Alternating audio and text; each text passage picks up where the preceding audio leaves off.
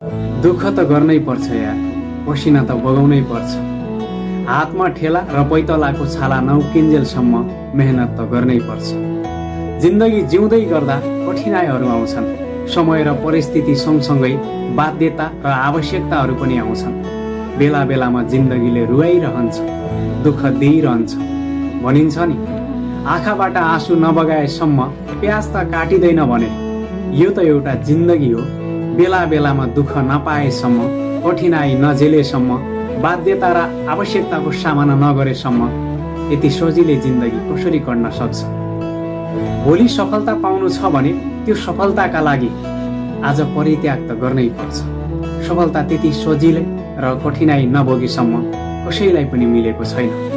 आज पनि इतिहास पल्टाएर हेर्ने हो भने सफल भएका मान्छे अर्थात् सफलता हासिल गरेका मान्छेले कुनै न कुनै बेला खाना नखाएर भोको पेट पनि मेहनत गरेका थिए। घाम असिना पसिना केही पनि नभनेर दुःख गरेका थिए अनि मात्र सफलता हातमा आएको थियो। भनिन्छ नि, गलत पासवर्ड हान्दा मोबाइलको लक त खुल्दैन भने गलत तरिकाले काम गर्न थाल्यो भने सफलताको ढोका कसरी खुल्न सक्छ? गलत तरिकाले काम कसैले पनि गर्नु भएन।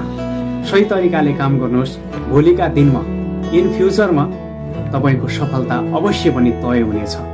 गन्तव्य तपाईको हो, तय गर्ने तपाईले हो, सफलता तपाईको हो। बिचमा आउने बाधा